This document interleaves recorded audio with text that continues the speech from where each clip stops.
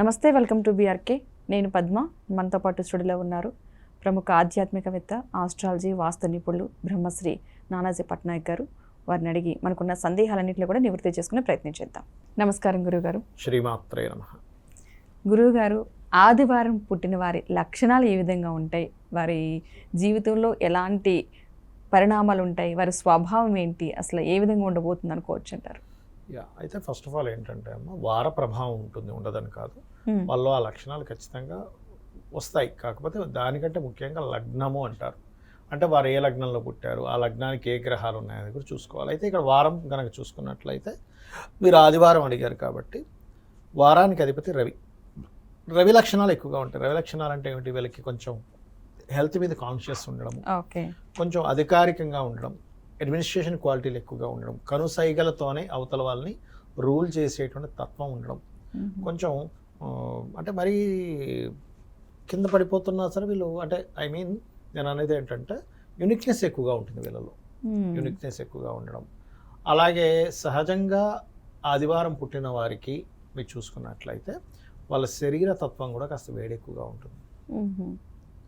Okay, దాంతోపాటు సహజంగానే కొంత డాక్టర్ లక్షణాలు ఉంటాయి. అంటే ఏదైనా వెంటనే దాన్ని గుర్తించడం.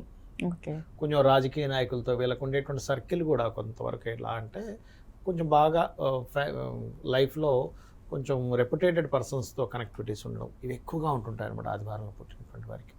అయితే ఇది కొంతవరకు ప్రభావం చూపిస్తే, అదే మళ్ళీ వీళ్ళు ఉదాహరణకి ఆదివారము ప్లస్ మేషలగ్నంలో జన్మించారు. ఇప్పుడు సింహలగ్నంలో జన్మించారు. సింహలగ్నానికి అధిపతి రవి కనుక మేషంలో వెళ్ళి కూర్చున్నాడు, ఎగ్జాల్టెడ్, ఇంకొంచెం పెరుగుతుంది. అంటే ఇంకొంచెం లైఫ్లో ఇంకా బాగా మంచి స్టేజ్కి వెళ్ళడం. ఈ రవి వీళ్ళకి ఉదాహరణకి ఆదివారం జన్మించారు. ఎట్ ది సేమ్ టైం ఈ రవి వెళ్ళి ఎవరితో కలిసి ఉన్నారు? ఓన్ హౌస్లో ఉన్నాడా, సింహరాశిలోనే ఉన్నాడా రవి? ఇంకొంచెం అంటే వాళ్ళని మనం పట్టుకోవడం కష్టం అవుతుంది. అంటే వాళ్ళ దగ్గరికి వెళ్ళాలంటే భయపడుతూ ఉంటాం.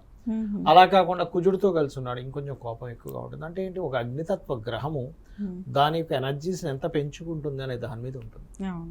ఇప్పుడు చూడండి, చిన్న ఎగ్జాంపుల్, ఇద్దరు వ్యక్తులు ఉన్నారు. అందులో ఒక వ్యక్తి జిమ్కి వెళ్ళి బాగా ఎక్సర్సైజ్ చేశాడు, స్ట్రాంగ్ అవుతాడు ఆటోమేటిక్గా. ఏ జిమ్కి వెళ్ళకుండా అలా తిని పడుకుంటూ ఉన్నాడు, వీక్ అయిపోతాడు. అంటే ఏమిటి, మనం ఈ వ్యక్తి వెళ్ళి ఎటువంటి యాక్టివిటీస్ చేస్తున్నాడో దాన్ని బట్టి ఆ వ్యక్తి ఎలా అయితే బిల్డ్ అవుతాడో, సేమ్ యాజ్ ఇట్ ఈజ్ ఈ గ్రహము ఈ ఆదివారం పుట్టాడు మనిషి, లగ్నం కూడా సింహలగ్నం అయింది. అది వెళ్ళి ఇంకొక పాపగ్రహంతో, అంటే ఇంకో అగ్రెసివ్ని ఇచ్చేటువంటి గ్రహంతో కలిసింది, వాళ్ళకి అగ్రెసివ్నెస్ నేచర్ పెరుగుతుంది. దాన్ని బట్టి మనం జ్యోతిష్ శాస్త్రంలో ఈ వ్యక్తి ఏమిటి, వ్యక్తిత్వం ఏంటి అన్నప్పుడు అది నీచబడిందా, ఉచ్చలో ఉందా. చాలామంది ఏం చేస్తారు, ఆదివారం పుట్టాను కదండి అందుకని నేను కెంపు పెట్టేసుకుంటా అంటారు. కానీ ఎప్పుడు కూడా రత్నం ఆదివారం పుట్టినందుకు కెంపు పెట్టేసుకోవడము, సింహలగ్నంలో పుట్టాను కాబట్టి నేను కెంపు పెట్టేసుకుంటాను అనుకోవడం కరెక్ట్ కాదు. ఫస్ట్ ఆఫ్ ఆల్ వాళ్ళ పర్సనల్ చార్ట్లో కెంపు పెట్టుకునేటువంటిది, చాలామంది ఏంటంటే కెంపు అంటే పేరు ప్రఖ్యాతలను ఇస్తుంది కదండి అందుకనే పెట్టేసుకుంటారంటే, అందుకని నాకు నేమ్ అండ్ ఫేమ్ వచ్చేస్తుంది అనుకుంటారు. అది పూర్తిగా తప్పు. ఎలా అంటే, ఇప్పుడు ఉదాహరణకి షుగర్ లేని వ్యక్తికి షుగర్ టాబ్లెట్ వేసాం, ఏమవుతుంది? లో షుగర్ అయిపోతుంది. అవునా కదా? ఎందుకంటే షుగర్ లేదు కాబట్టి. లేదు కదా, లో షుగర్ అయిపోతుంది.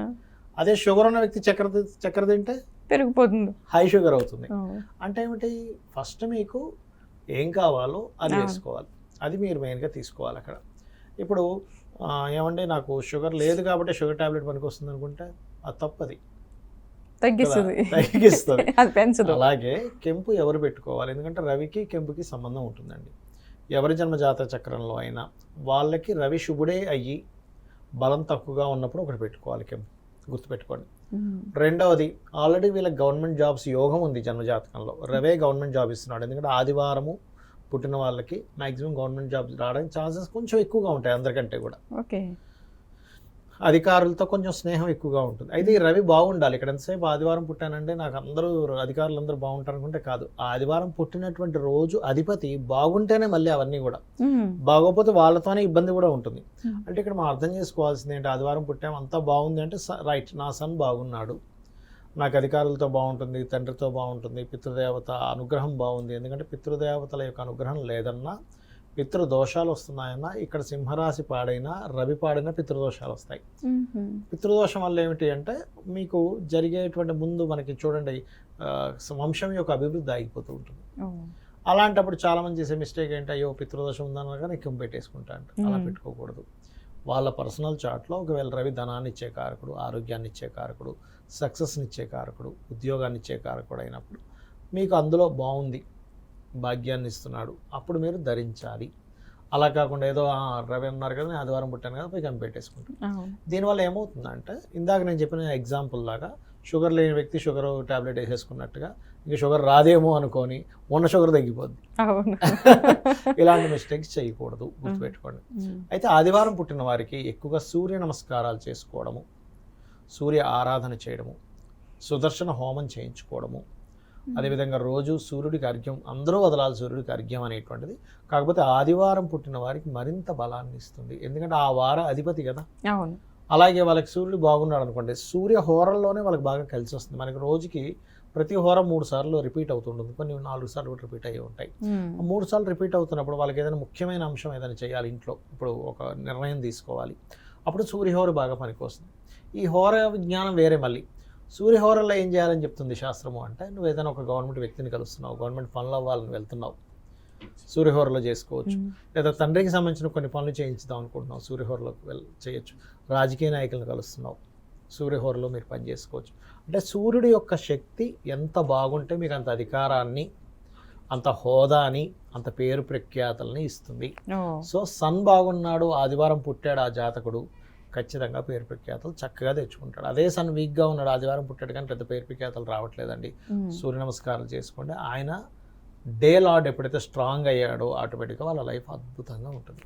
ఓకే గురువు గారు, ఆదివారం పుట్టిన వాళ్ళకి చాలా బాగుంటుందని చెప్తూనే ఉన్నారు, కానీ అందులో కొన్ని నక్షత్రాలు ఉంటాయి కాబట్టి ఆదివారం పుట్టిన వాళ్ళకంటే ప్రత్యేకించి సూర్య నక్షత్రాలు ఏముంటాయి అసలు? కృత్తిక అమ్మ, కృత్తిక, ఉత్తర, ఉత్తరాషాఢ, ఈ 3 సూర్య నక్షత్రాలు. అయితే ఇందులో మీకు నక్షత్రం వచ్చింది కాబట్టి చెప్తున్నాను. కత్తెరలు అంటారు చూసారా, ఇప్పుడు కత్తెరలు నడుస్తున్నాయి. అంటే కృత్తికా నక్షత్రం మీద రవి నడిచేటప్పుడు దాన్ని కత్తెరలు అంటారు. ఎప్పుడైనా కత్తెరలు నడిచేటప్పుడు ఎందుకు మనం ఏ ముఖ్యమైన పనులు చేస్తామంటే చేయము అంటే, కృత్తికా నక్షత్రం కత్తెర ఆకారంలో ఉంటుంది. అంటే మనం ఆ టైంలో ఏదైనా ప్రారంభిస్తే కత్తెర అవుతుంది. అలానే కృత్తికా నక్షత్రంలో పుట్టిన వాడు అన్నింటినీ కట్ చేస్తాడని కాదు, ఇది ఒక మిత్ ఉంది, అందుకే ఈ విషయం చెప్పి తీసుకొచ్చాను నేను మీకు. కృత్తికా నక్షత్రంలో పుడితే అది 1వ పాదంలో పుడితే ఒక ఫలితం, ఆ వ్యక్తి యొక్క ఫాదర్ బాగా కోపంగా ఉంటాడని చెప్పొచ్చు. 2, 3, 4 పాదాల్లో పుట్టిన వ్యక్తి వాళ్ళ ఫాదర్ కొంచెం కళా సంబంధించిన ఇంట్రెస్ట్ కూడా ఉంటుందని చెప్పొచ్చు.